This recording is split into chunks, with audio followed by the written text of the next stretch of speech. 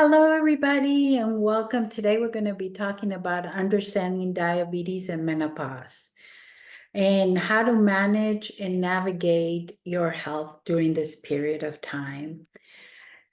Hello, everyone, and thank you for being here today. My name is Alexandra Santamaria. I'm the founder of RX Health and Wellness, and I'm excited to talk about this important topic that affects many, many women. The intersection of diabetes and menopause. It's something that is close to my heart personally, but also because this is what we're focusing on in RX Health and Wellness right now. Managing diabetes is already a challenging period of time. And if you add to that menopause, it will bring additional challenges that can impact not only your blood sugar levels, but your overall health.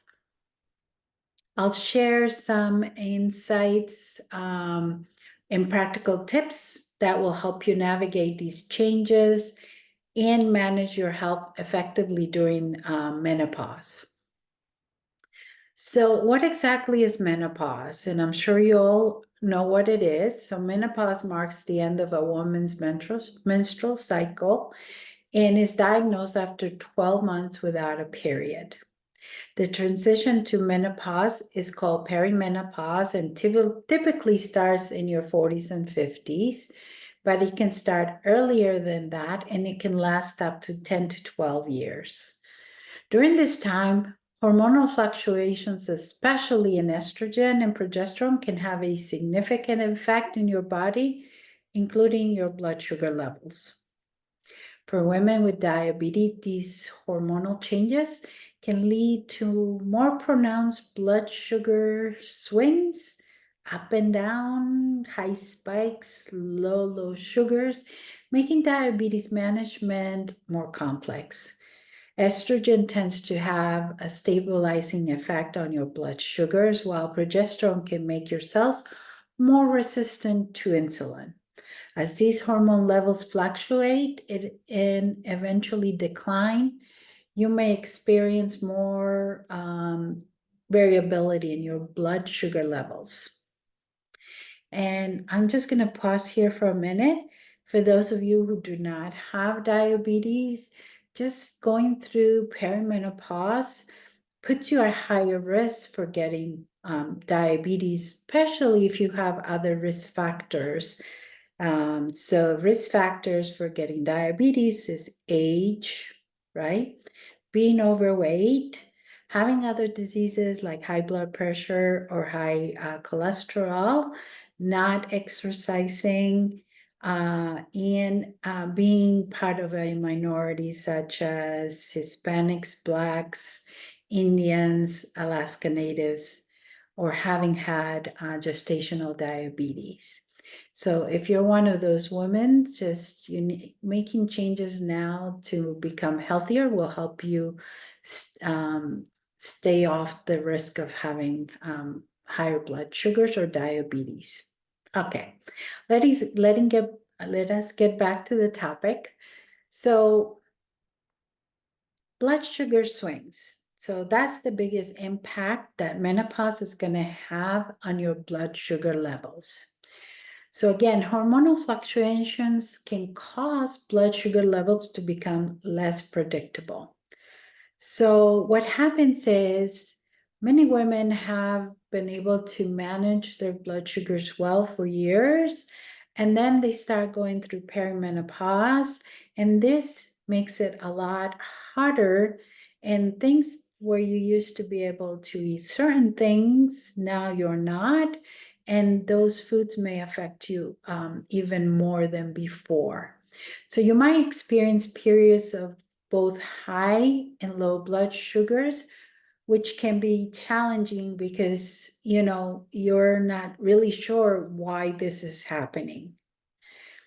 The changes in hormones plus uncontrolled blood sugars can also lead to weight gain. So changes in weight. Menopause often brings weight gain, particularly around the abdomen, so your belly. This increases your body fat, which can worsen your insulin resistance, making it harder to control your blood sugar levels. Again, having high blood sugar levels will induce cravings and feelings of being hunger all the time, which can also lead to weight gain. Changes in hormones can also lead to sleep disturbances, especially if you're having hot flashes at night that can wake you up and interrupt your sleep. So hot flashes and night sweats are common during menopause and can disrupt sleep. Poor sleep can negatively impact your blood sugar control by making you more resistant to insulin the next day, and making it harder to control your blood sugars. As sleep deprivation affects your insulin sensitivity and hormonal regulation. So not only does it increase your insulin resistance, but it can make those fluctuations in your hormones even bigger. So because we have changes in our hormones during menopause, that can increase our risk for heart disease. But having both diabetes and going through menopause or perimenopause increases the risk for cardiovascular disease. It is important to monitor your heart health, your high blood pressure, your blood pressure, make sure it's not high. Also your cholesterol levels, and take proactive steps to protect your heart. All right, so here's some tips for managing your diabetes during this time of perimenopause and menopause. One is to monitor your blood sugars more regularly. Keeping a close eye on your blood sugar levels is crucial because, again, things are going to start changing. What used to work for you before may not work now. So regular monitoring can help you identify patterns and make the necessary adjustments to your diabetes management plan, such as what you're eating or avoiding eating, more exercise. So it is crucial for you to really, really check your blood sugars all the time. Now, the healthier that you can eat, the better it's going to be, not just for your blood sugars, but for your menopause symptoms. Focus on balanced diet that includes plenty of non-starchy vegetables, so those are all the vegetables that are green, leafy, and the more colorful, the better. But especially green leafy vegetables, which are good for cardiovascular health. Lean proteins and healthy fats. Avoid refined sugars and processed foods at this time. It is really, really important. Eating in the right order can also help to manage your blood sugar levels.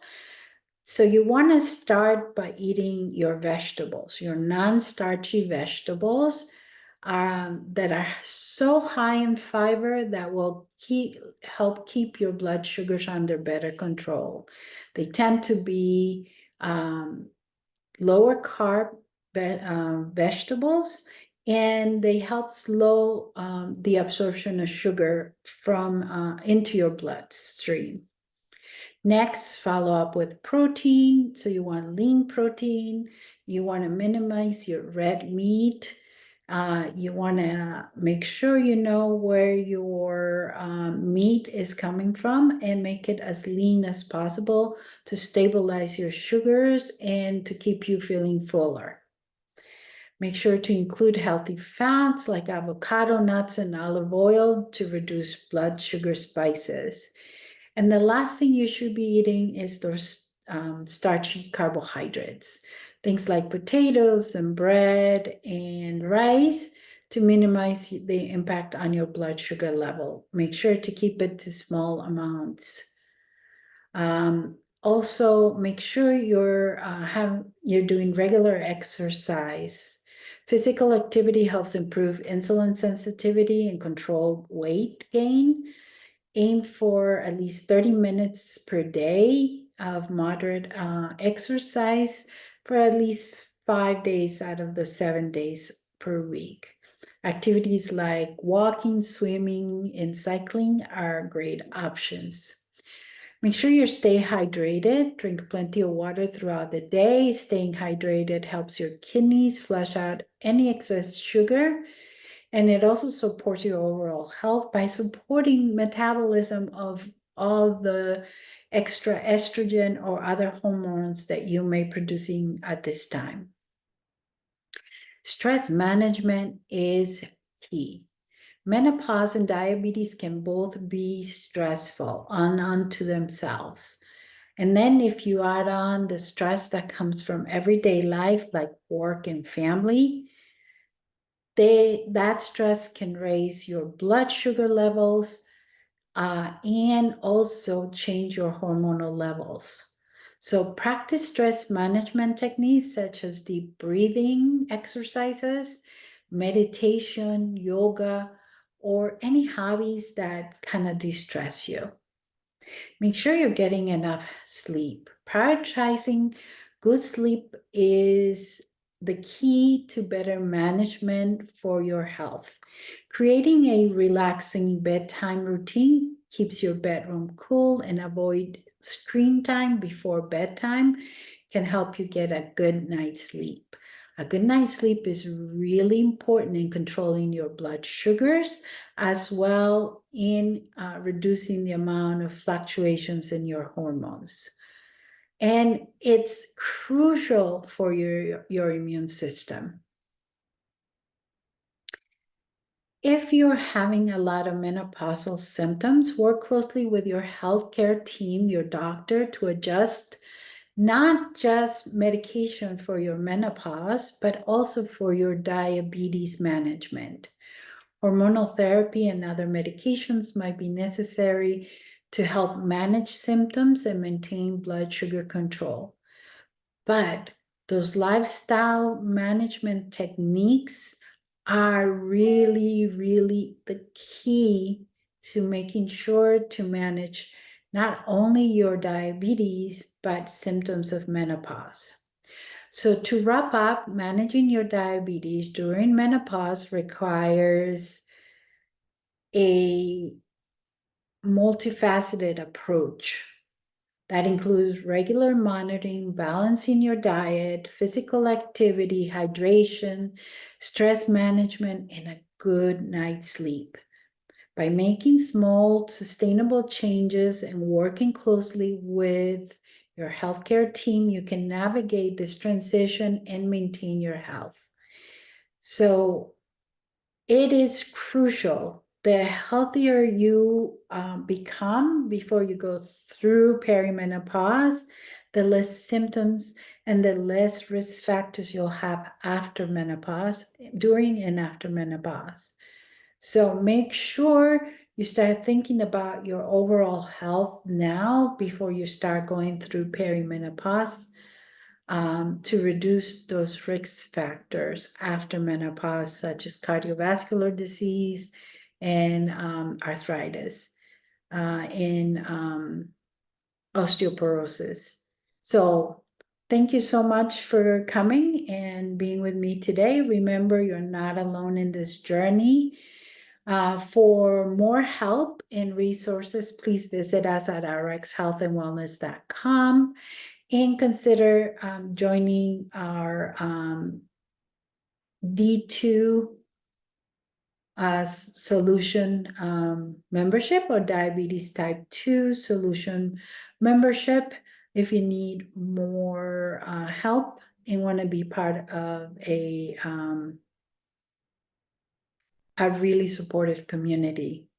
Together we can achieve better health and well-being. And I'm happy to answer any questions you may have. Just put them in the comment and I will make sure to answer them as they come. I hope you guys have a great rest of the day. Take care. Bye-bye.